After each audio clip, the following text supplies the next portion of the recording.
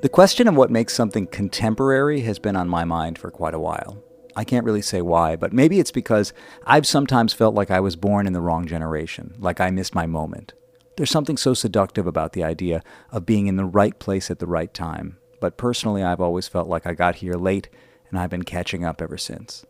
If you've listened to the podcast before, you might have heard me reference something that Daniel Lanois said when we spoke a few years ago. He suggested that contemporary work is less about the tools we use or the technology we employ, and more about the mindset we bring. In that framing, anyone who's alive right now and committed to creating in the present moment is, by definition, a contemporary artist. Their work is contemporary. And sometimes they align the mindset and the method. And you get a perfect storm, something that feels both of the moment and about the moment. But the deeper point is that the old idea of innovation as a linear response to what came before, that's gone. That's a modernist way of thinking, and we live in a postmodern world. In a postmodern world, there's really no such thing as new. There's only just you. Which is kind of beautiful because it means that to make a meaningful contribution, you don't have to invent a new sound. You just have to tell the truth in your own voice.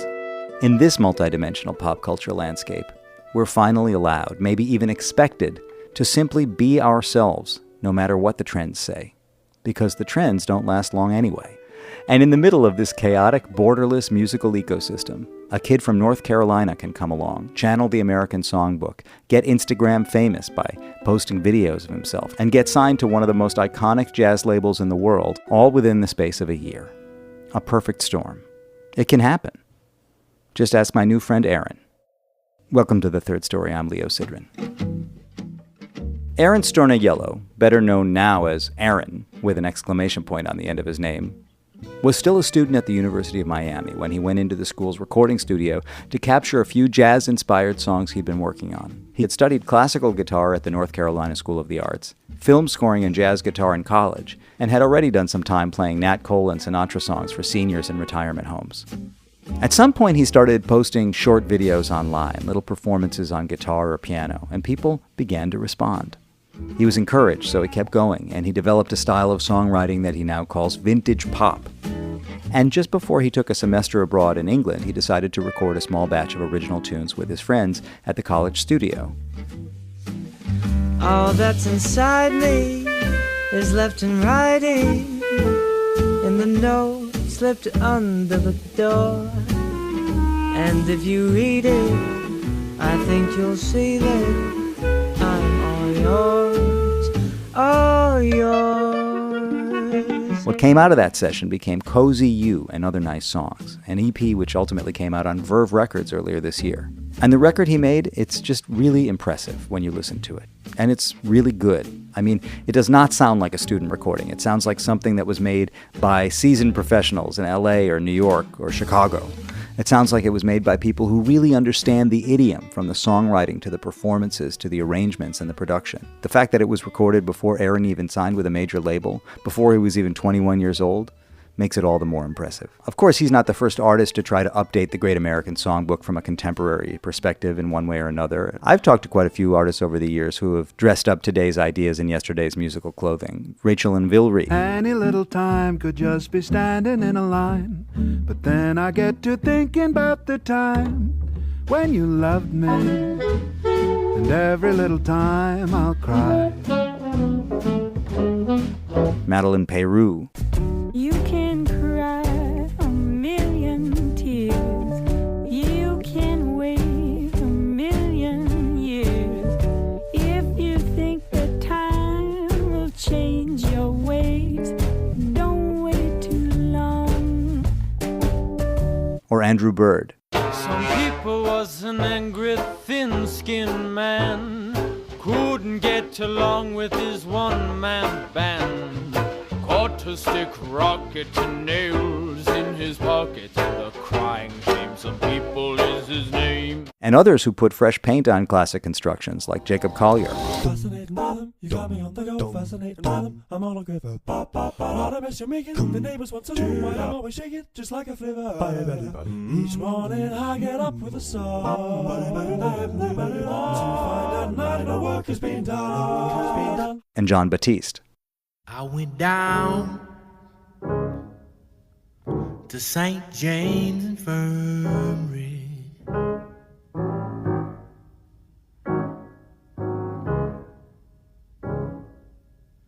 And I saw my baby there.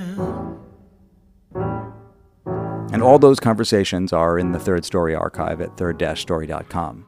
When it comes to Aron, he approaches the material with a natural ease. It doesn't feel like an act, it feels like him, being him. I started paying attention to him on Instagram because, of course, that's where he blew up. Because he's a kid, where else is he going to blow up? He blew up on Instagram, and I've been following him for a while. And I'm not the only one. Among his early champions was Ryan Lerman of Scary Pockets fame, and incidentally another previous guest on The Third Story. Ryan's been a kind of guardian angel to Aron, helping connect the dots between internet success and the real world, if there is such a thing. So I finally reached out to Aron and I met with him on a hot June Friday afternoon at the Universal offices in Midtown Manhattan, which is a slightly surreal place to meet. It's a huge corporate space that is home to multiple labels under the Universal umbrella. When you walk into the lobby on the ground floor, it's just like, one of those places where you realize that money is still being made in the music business. Artists are concerned that there's no money, that it's hard to get paid, how do you make a living, whatever. Well, I can tell you, having just been in the Universal offices, that it seems pretty clear somebody is still making money. Aron was freshly signed, fresh-faced, and slightly stunned. We talked about music, songwriting, identity, social media, and how he's trying to keep his head on straight in a moment of sudden momentum. He speaks with the humility of someone still trying to catch up to the moment he finds himself in, and with the curiosity of an artist who's only just getting started. There is no telling why this kind of music connects when it does, or how a new artist like Aron can reach millions of people playing songs that sound 100 years old, but here we are. And ain't it grand? Third-story.com is the place for the archive, for all the aforementioned episodes, the ones with Madeline Peru, Rachel and Vilry, Andrew Bird, plus other talks with contemporary neoclassicists like Samara Joy, Benny Benack III, Kat Edmondson, Emmett Cohen, Stacey Kent, and postmodern revisionists like John Batiste, Jacob Collier, Lewis Cole, Jack Stratton, and Lawrence. Visit my Substack for writings, musings, dispatches, updates, and all the episodes, of course. It's leosidran.substack.com. And don't forget, we are made in partnership with WBGO Studios. Visit wbgo.org/studios to find out more about all their award-winning content. Here's me and Aron, ! In the Verve boardroom, talking it down.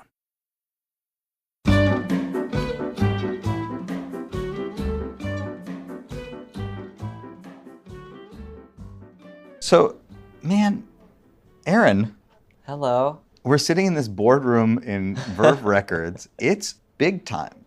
It's fancy, right? It's kind of weird. You walk into the lobby of Universal. It's like, whoa. Rock stars on the wall, Yeah. like video. What does this feel like to you, all of this? It's really weird because it's been so low-key for so long. And just like recently, it's been like, whoa, Universal has an office? This is crazy, It's been low-key with Universal in particular, or your whole trajectory, your whole thing? I've done like so many gigs for so little people and just kept making music when nobody cared except for my parents and my friends. And it's cool. It's kind of my mind has to catch up to the external stuff, Are you 21? 22. 22 now. 2 weeks ago. Oh, when's your birthday? May 20th. That's my daughter's birthday. Really? Yeah. Wow, that's so cool. Happy birthday. Thank you, and to your daughter as well. Did you finish college? Yep, just like 2 weeks ago. You grew up in North Carolina? Yeah, research. Parents are musical or not? I think they are. They don't practice anything, but they both sing along to things. Do you have siblings? No, only child. Same. Really? That'll mess you up. What do you mean? It just makes you interesting, right? I guess that's why we're talking in a boardroom right now.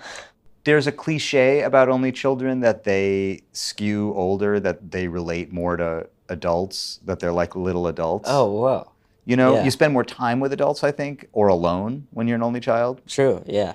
You ultimately connected to and are connecting by playing music that's for older people generally, like a genre that is often associated with kind of maturity and vintage, old school. Totally.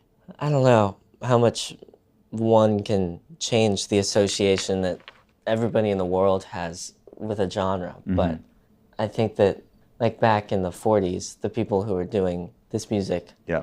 weren't old.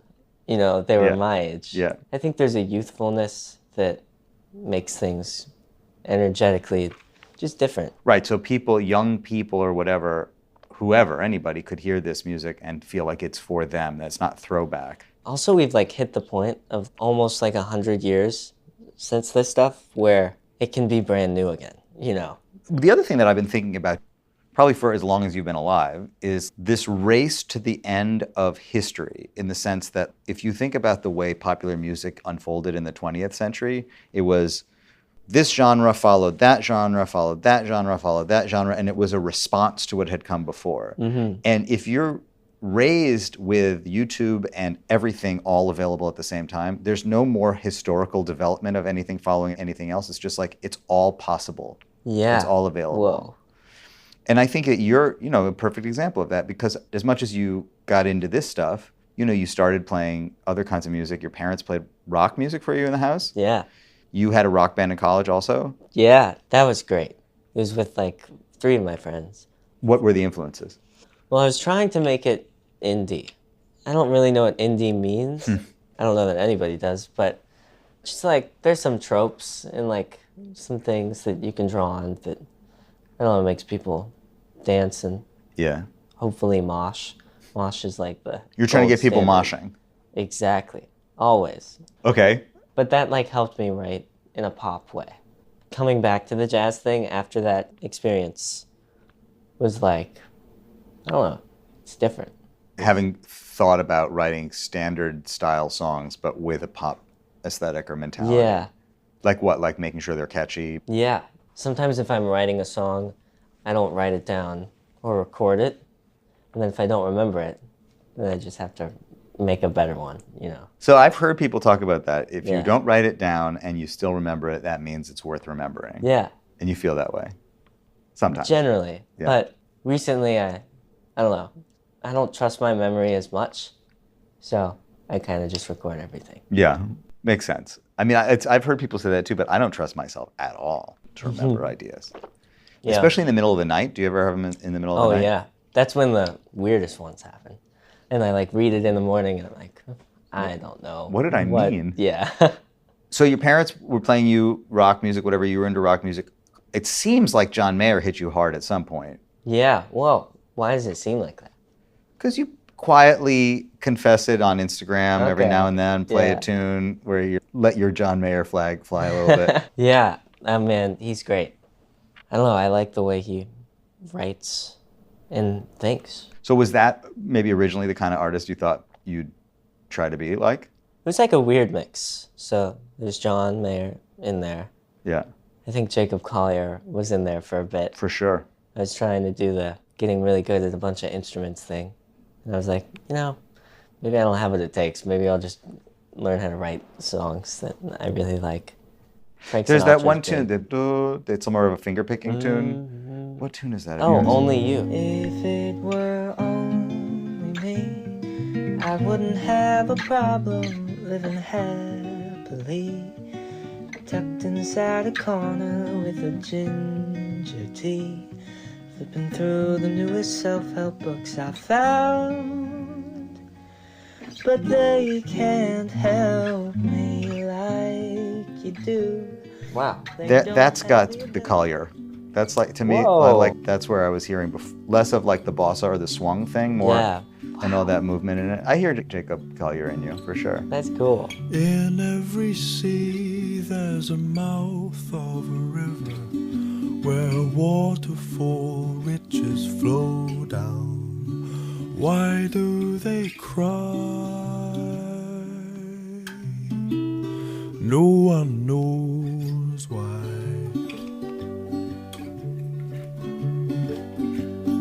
And in every mouth there's a word of forgiveness that melts all the ice to the ground. Why do you sigh?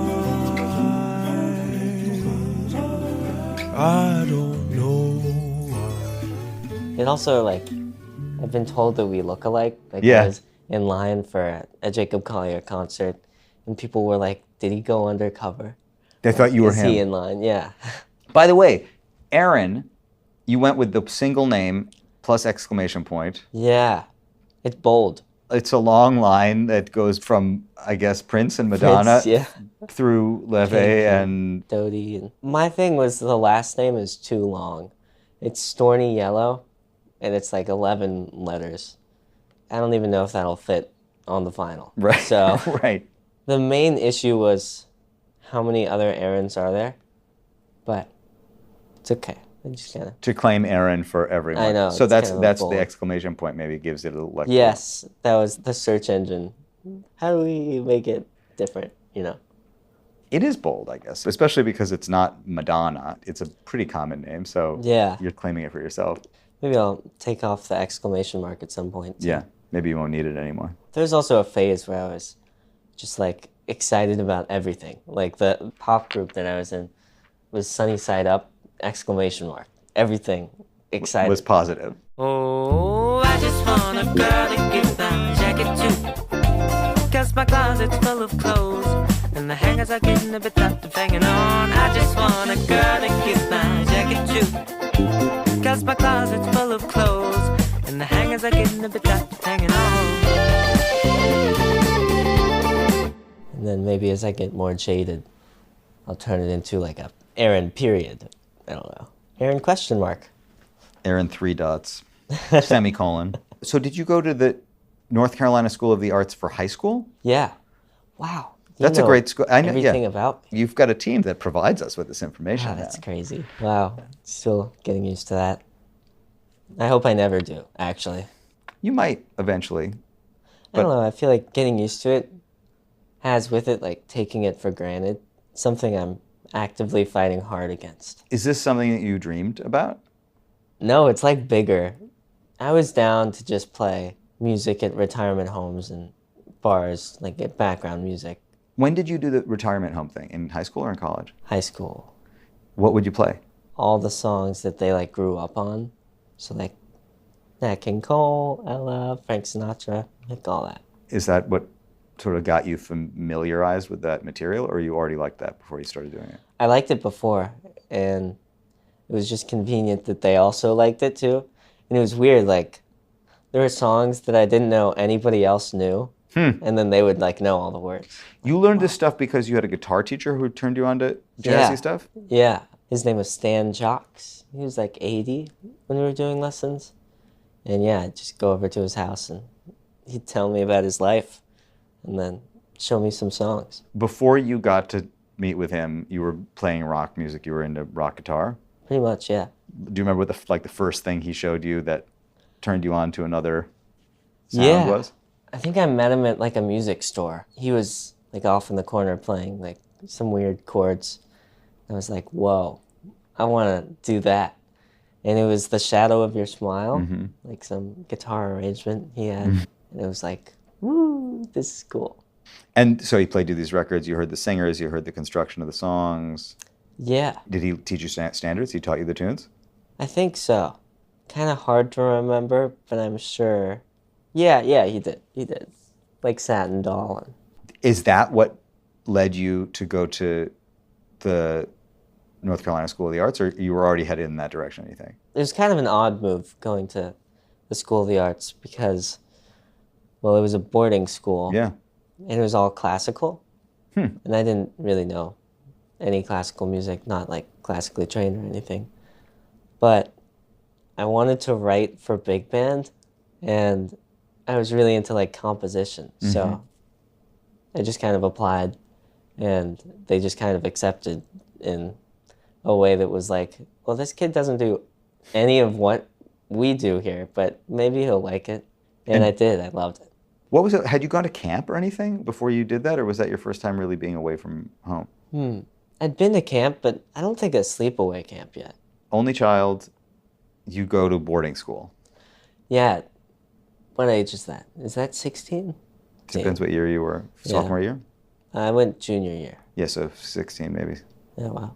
You know what's funny? You're 22 years old, and you're talking about something that happened 6 years ago. 6 years to me at 48.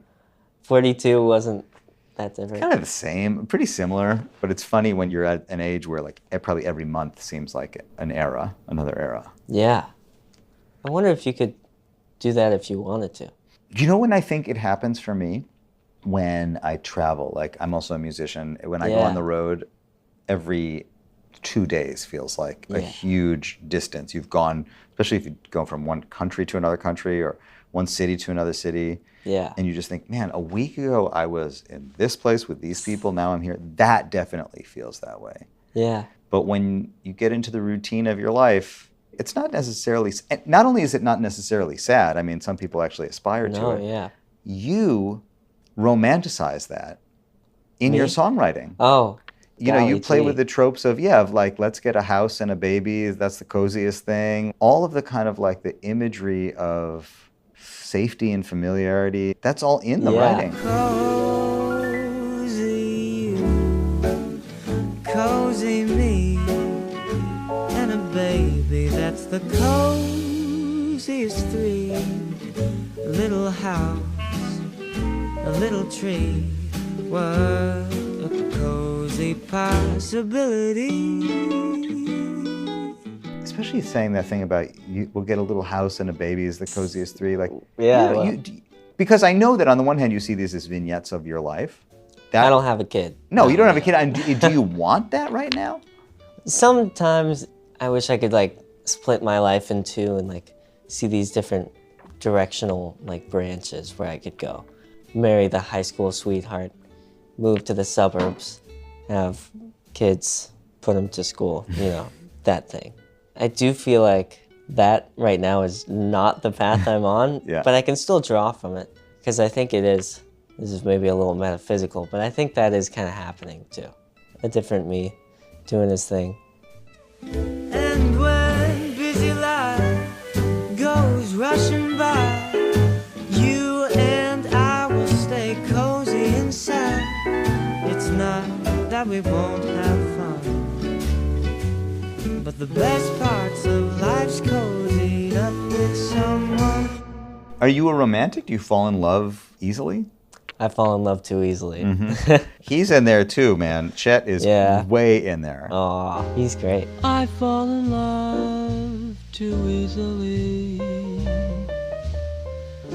I fall in love too fast. I fall in love too terribly hard for love to ever last. It's weird, I never listened to him. I think generally, like, when people hear male jazz singer and it's loud, they're like, oh, Frank Sinatra. Yeah, and when it's If soft, quiet. it's Chet. But there's some really nice early Sinatra, and that's kind of my big influence. If I don't see her each day, I miss her. Gee, what a thrill each time I kiss her. Believe me, I've got a case on Nancy with a laughing face. But Chet's got that straight tone. That's true. That I think you have more of. Thank you. Some things are clear and some are not. This one's a trick for sure.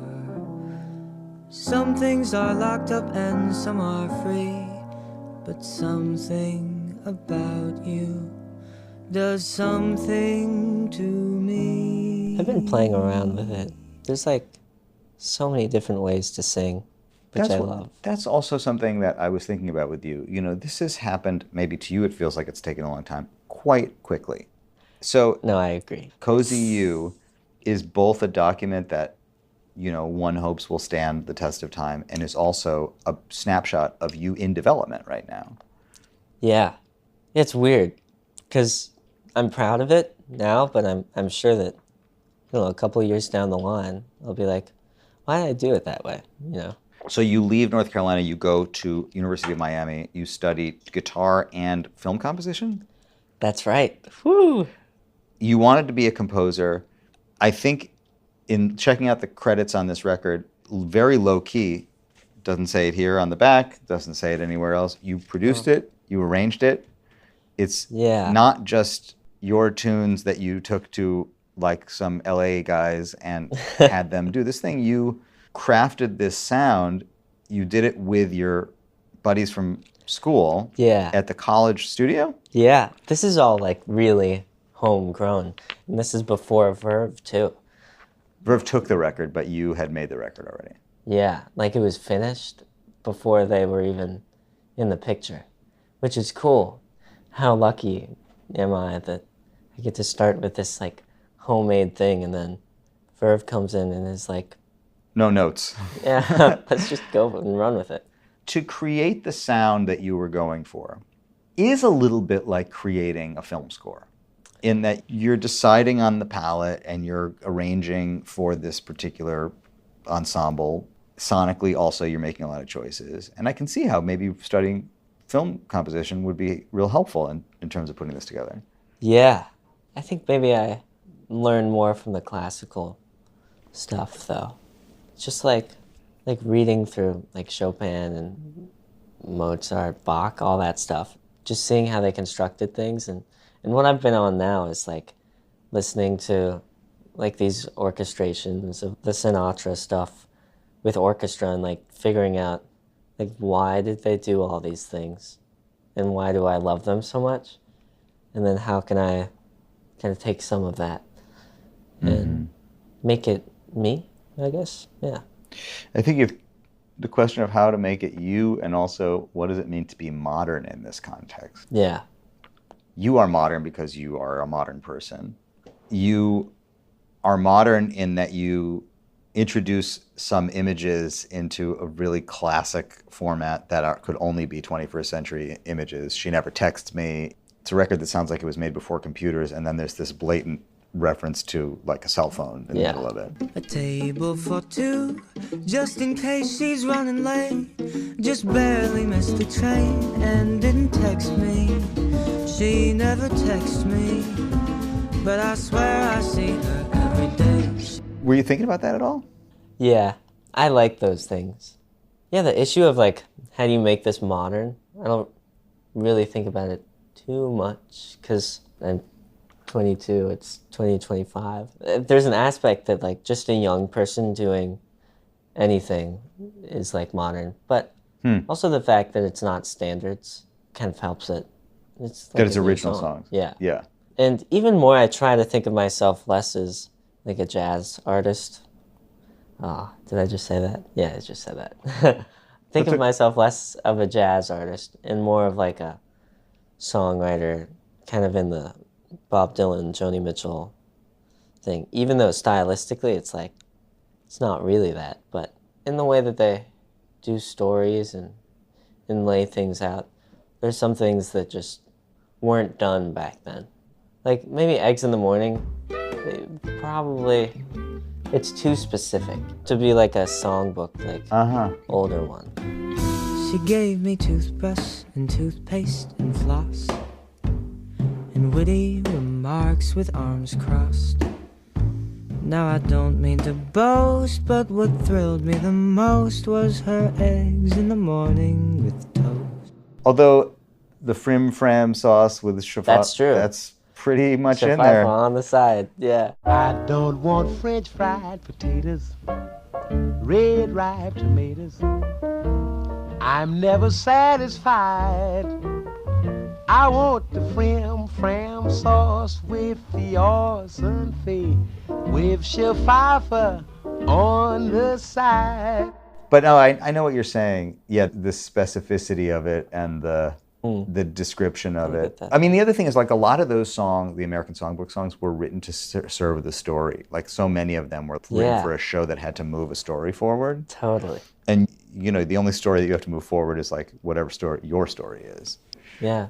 Sometimes I wish there was a thing that's, it feels weird to write all these songs and the point is conveying me. Yeah. Like that's not the end goal. Yeah. There's something like a higher goal. Well, one thing I think that could speak to a higher goal for you is that like these are songs that it must be happening to you already that people are covering. And do you get videos of people singing them? Yeah, it's so cool and like really rewarding as a songwriter hearing the songs in different people's voices. Yeah. You know, we talk about what it is to be contemporary, not contemporary. There is a lot of structure in these songs in the way that standards are constructed. I mean, you're basically, and not to reduce it, but you're dealing with a couple of structural forms, A, B, A being probably the most like typical standard version of it, in which the concept of the hook that is driving pop songwriting is sort of absent. Totally. That's a big issue. The thing that makes a lot of pop songs sketchy is that chorus thing that's repeated. But then here the chorus means like A, B, A. It means the whole thing. Yeah. You know? There's some workarounds like Cozy You, repeating that at the beginning of every A section. Yep. Kind of does it. Cozy you. But one thing I've been playing with is like, what if I write all the same words, all the same music, but just make it verse chorus form, you know?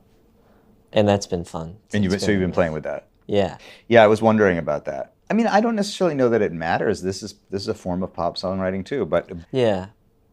But it's also like lots of people now are doing older things like Silk Sonic. I'ma leave the door open. Even Sabrina Carpenter, like going back to the old Dolly stuff. Please, please, please, don't prove I'm right. Please, please, please, don't bring me to tears when I just did my makeup so nice. People can just choose whatever they want. people can choose whatever they want. And you did choose this. So you had the indie band, you started doing this. Yeah. Did you start posting stuff online and it connected? That was how pretty did this much happen? It. Yeah. It was like maybe the first video did well. It was like a cover of me doing Fools Rush In on piano. People liked it. I was like, whoa, I've been doing this social media thing, posting every other day for like a year or so. Posting other kinds of music? Yeah, and some jazz, but not really. All of a sudden, it's like, oh, the thing that I've always wanted. People saw it, and they liked it. Whoa. Fools rush in where angels fear to tread, and so I come to you, my love, my heart above my head. Though I see there's danger there, if there's a chance for me, then I don't care. There's a cool moment of like, yeah, let's try to do this thing. But I do think that I want to step out of the box. That you put yourself in? Yeah, pretty early, you know? You made an EP last year. Yeah. That I would say was more out of the box than this is, in that sonically it expands and it contracts. You're talking about teaching the computer to cry? There was one that I heard that's got a drum machine on it. Yeah, whoa, cool. Starts out kind of filtered in mono. I've never met somebody so much like me. Someone as curious, clueless, and careless as me. You're amazing, really. I'm impressed. I've never met somebody so much like me. Then it expands. Yeah, whoa. Comes back in. In a moment, we'll start to kiss. And I wonder if by kissing you I'd be ruining this. Maybe it's better not to run the risk to lose a friend and have a kiss. Elizabeth, you're exactly what I wanna be. That's where you're playing with contemporary production and the old production, right? Yeah. This Cozy You collection, it's like it's just kind of stays old sounding. Yeah. There are a lot of ways to step out of the box and step into the box, right? But I was thinking, well, when you started, it seems like a year ago even, you were like, maybe I'll make it more contemporary sounding in some ways. Yeah. I think a lot of the early stuff was so carefree. It was like, let me just do things and see what happens. Just throwing things at walls and seeing what I like. But the Cozy You project feels like the beginning of this journey. Where let's start in this box, and then we'll see where I take everyone after, you know. Do you perform with the musicians on this? Have you played gigs with the musicians on this record? Yeah, tonight, actually, we'll be like with the bassist and drummer, Aiden and Zach. And are they amazed, surprised, happy, confused? I think maybe all of them. Yeah. But above all, like, they're so supportive and like great friends, and it's so cool. When you recorded this, you were all still finishing school at Miami. Yeah. And you said, I want to go into the studio and make a little collection of recordings? Yeah. I studied abroad last year. Where'd you go? Brighton. Oh. Which is like 2 hours outside of London. Yeah, my dad went to grad school there at Sussex. That's where I went. That's crazy. Yeah. And so before I went off, I wanted to record in the studio. So we did the whole project in like 2 days, like a weekend. It was cool. There's some songs that didn't make it. There are like 2 others that nobody's heard. What happened when you went to Brighton? Did you write while you were there? Are you always writing? Writing in Brighton. Lots. A lot of it was like, man, I'm so excited. So many people online love these new songs. And let me just try to write a bunch. At a certain point, it was like a little puzzle of like, how can I do one thing different from last time?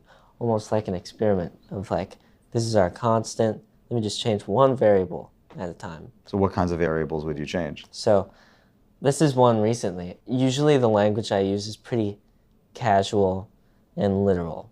Like eggs in the morning, table for two are like, this is what I mean in smallest words. But then I was like, some of the songs I love, like Nature Boy, it's like grandiose words. And so I tried writing a song like that, where it's like 50-cent words in it. Yeah, bigger than I'm more comfortable with. Mm-hmm. Or just like trying the verse-chorus thing of the jazz form. And then, I don't know, trying to write really long songs. Some of your songs are very short, actually. Yeah. Which is both a function of the TikTok age and also old songs. If you sing an old standard through one time with no solo space in the middle of it, they are often a minute and a half long, 2 minutes long. Man, it's so cool that you're a musician and you know all these form things. But I don't know, there's so many cool things that like, maybe if you brought the songwriters back from that era and they like had this huge body of work to choose from of popular music. Yeah. That they'd like, I don't know, do some Well, things. right, because again, they didn't know what was coming afterwards. Yeah, no. When you were in Brighton, this is an interesting thing that you said. Oh, it's so great people like what I'm doing online. You know, you talk about the metaphysics of living in two worlds at the same time. Yeah. You're like a exchange student in college, your whole life ahead of you, whatever. You have your friends, you have your experience. But you're also getting this enormous feedback from the faceless internet world that's giving you all this reinforcement. What is that like to hold both of those at the same time? Oh, it's weird. It's weird meeting people. Let's say you're at a party in Brighton and they're like, here, what's your Instagram? Usually I like go around that. I'm like, do you have email? Right, because you're afraid that they're going to follow you and you've got like 150,000 followers and who is this guy? It's just like, I don't know, it changes things. Maybe I'm in my head about it, but there's like one of two ways that you react. It's like, whoa, look at you, what's this about? Or it's playing it cool, pretending like nothing happened, which is great, but sometimes it's covering up like a thing. And I think it's because we like romanticize it so much. And I know I've been there. Social media is really weird. Do you feel that the success, the fact that we're sitting right here in the Universal building, it is a result of the interest that first started on social media? 100%. Yeah. definitely a double-edged sword. Do you think that at a certain point you leaned into what you saw was responding? Like you could have been doing the indie thing. You clearly had the potential for it. I'm sure there's other styles or other parts of you that are kind of going unaddressed right now as you pursue this. Was there a moment where you were like, I think I'm going to do this kind of cozy, classic American songbook vibe for a while? Yeah, there was. And ideally, we wouldn't let outside things affect what we create. But part of my goal is to like influence, that's a bad word, to, I don't know, like give people nice songs and as many people as possible. And part of me also likes as many songs as possible. Mm-hmm. And it's definitely a give and take of follow the Opportunity. Yeah, but also know when you want to put your foot down and be like, nah, it has to be like this.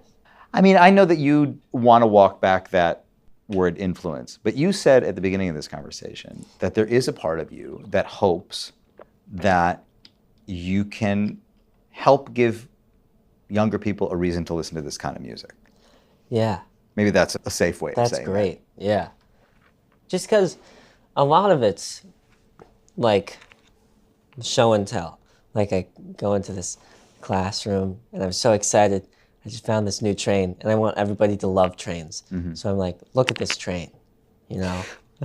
But in that case, what you want is for them to have a relationship with you so that when you discover some new kind of thing, they'll still follow you. Like, oh, I wonder what Aron's into now. Oh, look, he just discovered Brazilian music. He just discovered this. Like, Yeah. he's going to take us there.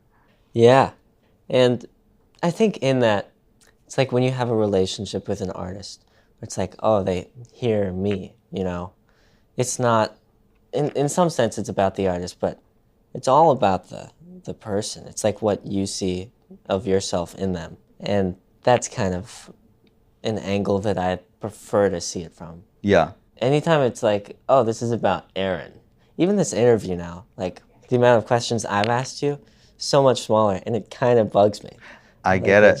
But I guess it's our... It is really hard, I think, in my experience, to be asked questions. As a matter of fact, I think the reason I love doing this is because I don't have to answer any questions that I don't want to answer. I can just, I'm curious, I love talking to people, but like at the end of the day, it's about me as much as I want it to be about me, but then it's really about you. Being curious is the most fun thing. I agree. And I think that's what creativity is, ultimately, is like being curious. I wonder if I can do this.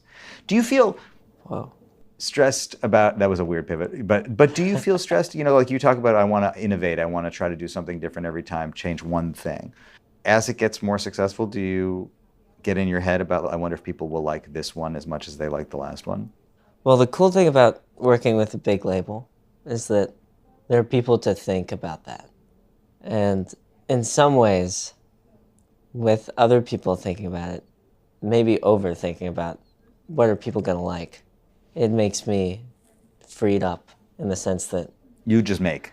I'm the making person, you know. I make the thing. I don't really judge it too much once it gets out of the creative process.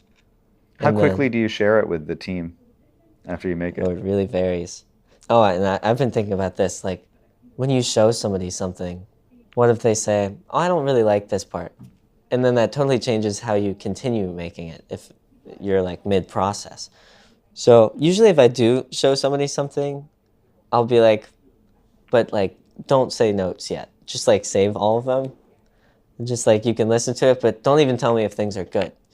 Well, because there is that other thing that a lot of people talk about, that the second you show something to somebody, it doesn't matter what they say, you know how you feel about it by showing it to somebody. Like, all of the problems reveal themselves to you as soon as you show it to somebody else. You don't even need them to tell you what they are. You know what they are. Oh, yeah. That's great, too. How quickly would you put it on, like, before you had your team? Yeah. Would you share a half-written song on Instagram? Totally. Yeah. But I still would. I still did, like, a couple days ago.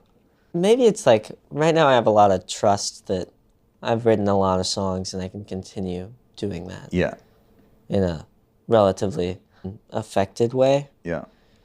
But I'm sure I'll get to points in my life where I don't feel this, like, ever-flowing fountain. I consider myself very lucky right now. I have been thinking a lot about that. because I've seen people as they get older, many people who had the fountain, and it slows, and I don't know why it slows. I mean, I don't think it slows for me. I don't know if it slows for me or not, but I Yeah. have seen other people. I think it's tied to success more than anything else. Like complacency. Or the Not stress the of having to be, I mean, once you have, like, yeah. let's say you start to have, like, a lot of success, like Billy Yeah. Joel, Paul Simon level success. I mean, That's great. I mean, let's Yeah. hope that happens for you, but just imagine being in a place where you've had that, and then you've got to, Yeah. like, now you're like, How do you top how, the last yeah, how do thing? you go back into that well? What do you dig for? But, you know, Paul McCartney can do it. I mean, some people Yeah. can do it.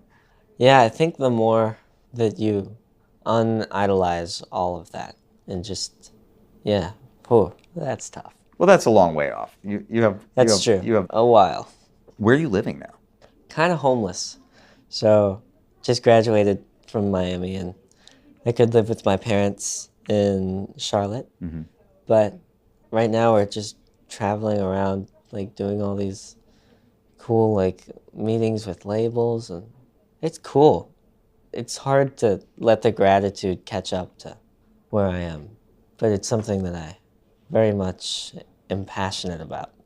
But you're not really sure where you're going to land. And do your parents tag along sometimes? Yeah, I brought them to this LA showcase. I think it was last week for the EP release. Yeah. And man, it's really great having them because they're like, you can always trust them, or at least I feel like I got very lucky with my parents. And I don't know, all of the industry stuff. It's like I did just meet all of these people who were on the team like a couple months ago. Yeah. But like my friends and my family, these are some people who have known me a while. Yeah. And so I'm like, let me know if I ever start acting different, you know? Yeah. And do you think they will? I think so. I think I got some great, honest friends Yeah. who have kept me in check many times before. Of like, oh, maybe don't do that. And I mean, are you thinking maybe you'll go to North Carolina, maybe you'll stay in Miami, maybe you'll move to New York, maybe you'll go to LA? I think I'll move to New York. I'll do New York for maybe a couple of years, and then I really like LA too. So why New York ahead of LA? Because I feel like I want to do New York in my life, but I can't do New York later. Like right now I want the grimy, like Bushwick, but I don't know if I want that when I'm like 30. At the old age of 30. What is your relationship with Ryan Lerman? How did you meet him, and what role has he played in all of this? Oh, it's complicated. No, it's not. I love Ryan so much. He is my guardian angel. What's that person in Cinderella? Fairy godmother. Fairy godmother. He is Ryan my Lerman is your fairy godmother. That's the headline of this episode. Yes. For people who don't know, Ryan is one of the coolest people. He like works on Scary Pockets. He has his own music that's really great. Yep. Great producer, Yep. great guitarist, great songwriter. Can we just talk about Ryan Lerman? Whew. He's so great. He found me on Instagram and then kind of introduced me to the manager and label. So did you work together a little bit? No. Part of Ryan is like this unwavering generosity at like times where you wouldn't really expect it at all. We had never met before, but he was like, oh, you're in this city, say hi to my friend, and like, here's their number. And then I met Honan Ford from that, who was like my first friend in this kind of new world, and she's great. Friends in this new world, it's like you realize there are fellow travelers along this path, Yeah, and you're becoming one of them. I guess so. Yeah, it's weird. It's cool. Yeah. There's great people in this. There's a story about how at some point, maybe during COVID, you had been playing a lot of guitar and you decided, I'm going to learn piano. I want to play piano. Yeah, well, And so you woke up early every day. You gave yourself the discipline of learning piano. yeah. How did that change things for you? It changed how I arrange things. That's probably the most tangible example. Also kind of changes how you think. Like, a lot of it was reading through these Bach, like, fugues and chorales, and just, like, seeing how all the voices move.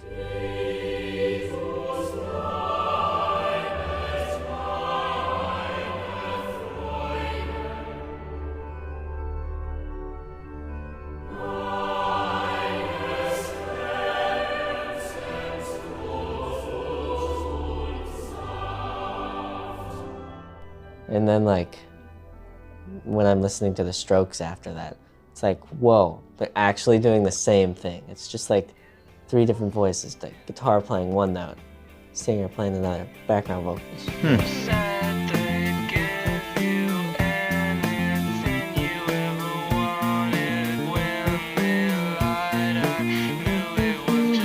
I interviewed Jacob Collier when he was 19 or 20. I went to his house. Wow. And he said to me at the time that he was listening to 2 records a day. He was listening to a record on the train on the way into college and a record on the way home from college. Wow.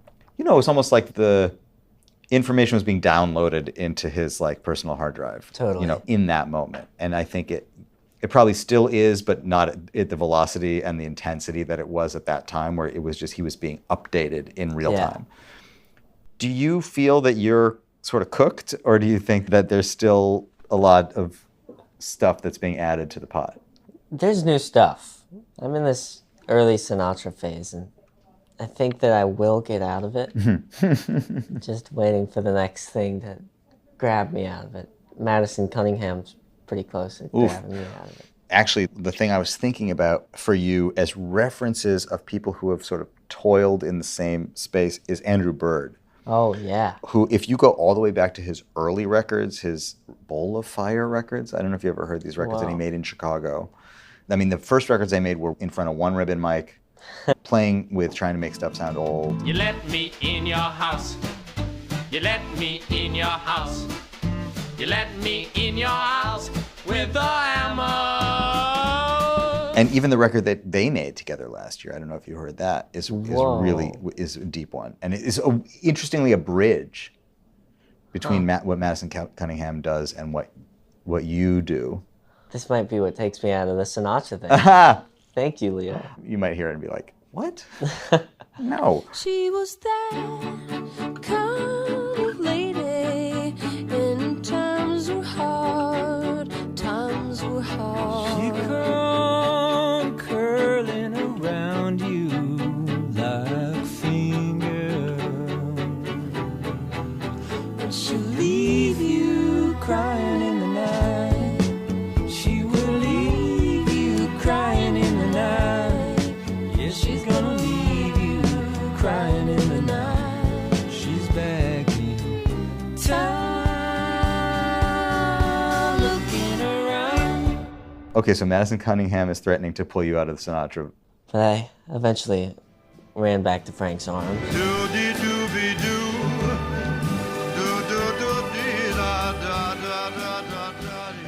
Your team mentioned that Harry Styles is a reference on some level for you. And not just because of the hair. But mainly. A lot of it's like, I think I just like the air with which people do things. Or like, I don't know, just like the confidence of this is what I want to make and this is it, you know. And I think that's maybe what we're more drawn to than the actual music. Yeah, because thinking about examples in popular culture of stuff that has been sort of playing with the same sounds that you're playing with right now. Postmodern jukebox that's sort of updated pop songs in an old style way. And do you know Rachel and Villery? Do you know that project? Of course. He's an incredible songwriter also. Yeah. Have you met him? I haven't. Have you been in touch with him? I don't know, but You would hit it off, I think, probably. yeah, they're great. But some of that stuff still feels like it's pretending to be from another time, or it wants to be from another time. You know, postmodern jukebox is like they dress in the way of. You look like you're 22 years old today. Yeah, I think that's an interesting thing of dressing the part, because I don't really do the whole old school thing, because that's not like, I don't know, I just don't want to. Yeah. Even Leve, like, she wears fancy, cool looking old things sometimes. And I just like, I don't know, baggy jeans and a sweater. Have you met Leve? No, it's on the list though. I would love to. I mean, it feels like if there's any proof of concept that this can resonate with young people and can be considered pop music, and also she played Newport Jazz this year. Like, she's also like a jazz artist. She gets to have it both ways, which I think is what you're looking to do. Yeah. Man, she's so great. Big fan. Yeah. Don't you notice how I get quiet when there's no one else around? Me and you and awkward silence. Don't you dare look at me that way. I don't need reminders of how you don't feel the same. I realize as we're talking, and it is a wonderful opportunity, that you are in total transition right now. Like, you don't know. Yeah. You don't know what's going to happen a week from now. You don't know what's going to happen 9 months from now. You don't know where you live. You don't know. Yeah. Who am I? But I think those are fun. The transition things, and a lot of songs come out of that. You've written, at least on these collections, a lot of love songs. Yeah. Are you writing sort of non-love songs also? Or are they still coming out as love songs? Nah, I'm a lover. But every once in a while, that's like one of the variations I change, It's like, okay, enough. I lean on that too much. But I don't know, love's pretty cool. You talk about, there's a couple references in the songs that I heard just casually where you're talking about, like, maybe I'm not supposed to have kids. I know what yeah. So the line is, maybe never having kids runs in my family. Maybe never having kids runs in my family. So put me down for a window seat, a cozy spot where two can eat, and I'll be doing all that I can do at this table for two. Part of that was, I just thought it was so funny. If not having kids runs in your family, Then how are you here? Yeah. There is like like some really cool people, like John Mayer's up there. He doesn't have any kids that I know of, or that he knows of. Maybe he does know them. Yeah. Fathers, be good to your daughters. Daughters will love like you do. Girls become lovers who turn into mothers. So mothers, be good to your daughters too. I mean, I don't know the details of your childhood. I know the details of my childhood, and I have an only child also, and so I'm very familiar with the intensity of the sort of the three-pronged family. Yeah. It's a reality, and it also haunts you one way or the other through your whole life, because am I supposed to do that? Am I supposed to not do that? Am I trying to recreate that? Especially if it was positive and good. And it sounds like you have cool parents. Great. I have cool parents. I hope my daughter feels that she has cool parents. How do you not aspire to that yourself when it was such a healthy model? Well, my parents are like such a good model at not forcing anything. They're like, yeah, just do whatever you want. They probably hinted at grandkids at some points, but yeah, I don't know. Could be cool. Little Aron's running around. With exclamation points. Yeah. No, you're so young. But it's interesting that at 22, you're like, or 20, you were writing these songs. If you recorded them before you went to Brighton, you wrote these when you were 19 or 20, and you're talking about family. Yeah, I can dream. Did anything happen in Brighton, musically or just like world opening, things change for you in any way? Yeah, in some sense, I got to be a normal college kid again. Because in Miami already, people were looking at you differently. They knew what was going on with you? Just in Miami, I was so music focused, but in Brighton, I didn't do any music classes. What'd you do? Astronomy, feminist philosophy, and there's one class where we just gardened. It was great. So, I don't know, getting to see what normal kid is like was cool. And also, there's a huge friend group. I don't think I've ever had a friend group of 10, 12 people in it. But it's every night, everyone knocks on each other's door are we going to the club? Did you go to the club? My fair share of times, yeah. What was the music? It was like UK garage. But it was all fun. So, Aron, if you can manifest, say, a small handful of things that you hope for in the foreseeable future. Yeah. What would you say they are? What are you hoping for next? This is the hardest thing. And kind of one of the transitions I'm dealing with is everything that I've ever wanted has happened. And like, honestly, I felt like this a couple of years before all of this. Like, just in music school, I got to do music every day with my friends. And it's like, man, this is, like, I'm so lucky that I get to be here and do this. And I guess you have to move the goalposts to be striving towards something, but man, I really don't know where to set the goalposts. It's all just really great. There are certainly things that I want to do, but they're all song related. It's like, I want to write a song like this, you know? Or I want to try to sing like this, or Full album. would like to do that. That's on the list. I'm curious about that. What about writing with other people or for other people? I'm down. I'm skeptical, but I'm down. Skeptical about the success rate of co-writing? Yeah. I just, in some sense, it's like instead of one person compromising on the line they can't figure out, it's two people compromising. I always said that. You know? I always said co-writing means neither one of us gets what we want. I have done it, and Yeah. I do. Sometimes you get to stuff that you just would never get to. Yeah. It's not which is cool. what you would do. It's not, and you're always like, I would not have done that. Yeah. But that's so funny that you said that was always what I said about co-writing. It's like, I don't understand. Like, nobody wins in a co-write. But I do think that'll definitely change. Yeah. I'd love to write for other people, and Yeah. that would be really fun. And like, yeah, but I think this jazz writing in this style is such a tough thing to do authentically. And I think it feels authentic to me when I write. I might be biased because I wrote it, but Authenticity is a very charged and loaded concept. yeah. And it'll torture you forever if you let it. Yeah. I don't know. I felt that way. But I agree. feel this is authentic to you, or at least a part of you. I'm just curious because just learning what I knew about you, that you had all this other stuff that you were doing, and that this is kind of what Yeah. opened up for you. I'm really excited to see what happens next.